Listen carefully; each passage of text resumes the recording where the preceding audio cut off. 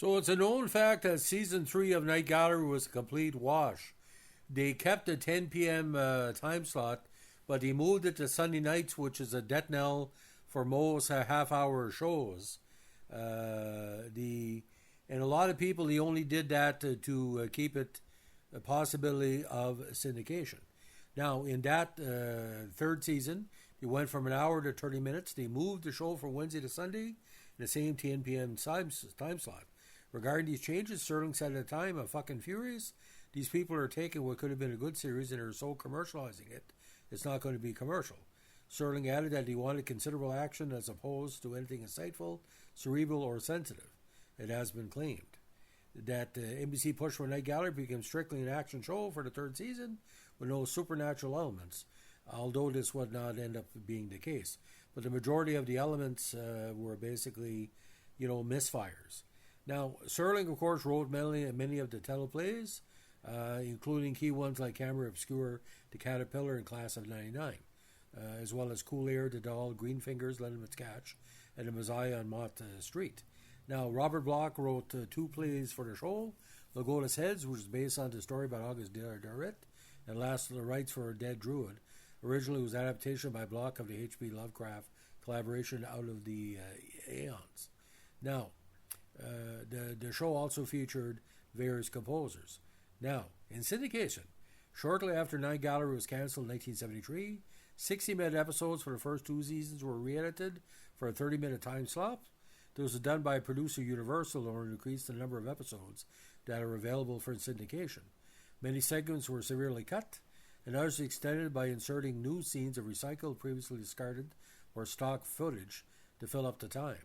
For example, the segment The Different Ones was extended from 15 minutes to 24, which made it long enough to air as its own standalone episode.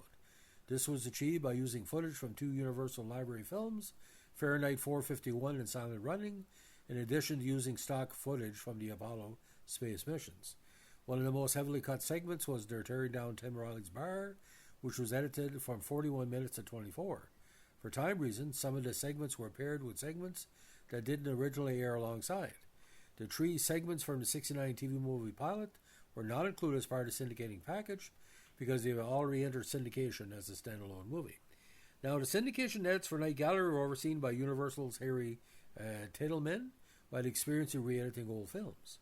In their book, Rod Serling's Night Gallery, an after-hours tour, authors Scott Skelton and Jim Benson identified 39 of the 98 individual segments that were produced for Night Gallery as being severely altered in syndication. Segments such as Green Fingers and Lindeman's Catch had new music inserted, which leaned towards more of a typical horror sound. The music was changed in an attempt to heighten the tension. It was also a byproduct of having to either cut down segments or pad them out.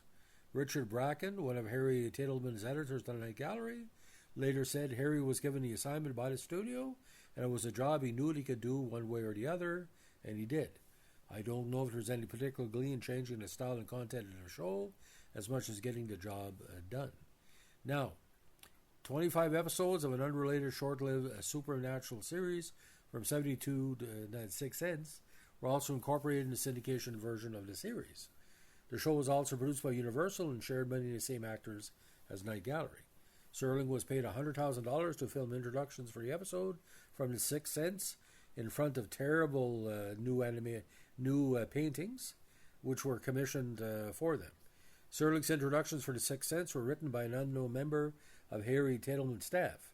As The Sixth Sense was originally a 1-hour show, these episodes were all severely edited to fit in a half-hour time slot.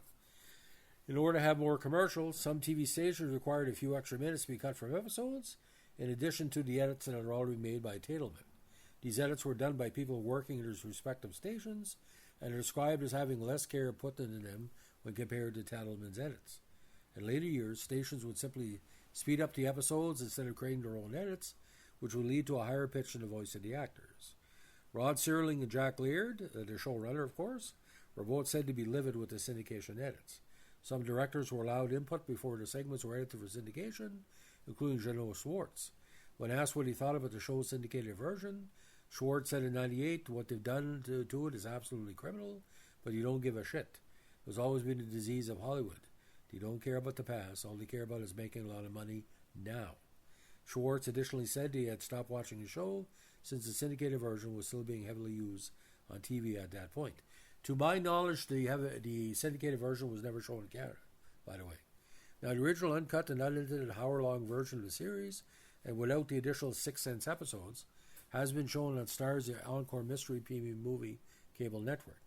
The show was aired in 30-minute syndicated format in several markets through the Retro TV network in the past. Now, MeTV had broadcast rights for Night Gallery and aired the show in a syndicated 30-minute format, including the edited to 6 cents episodes. From May 21st to May 23rd, 2016, Decades era the marathon of the series. On December 6, 2018, Sci-Fi announced that it plans to revive the Night Gallery series.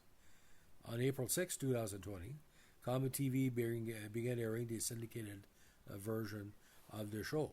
Now, just as a recap, ladies and gentlemen, the truncated season 3, and if you can remember some of these episodes better than me, that's great.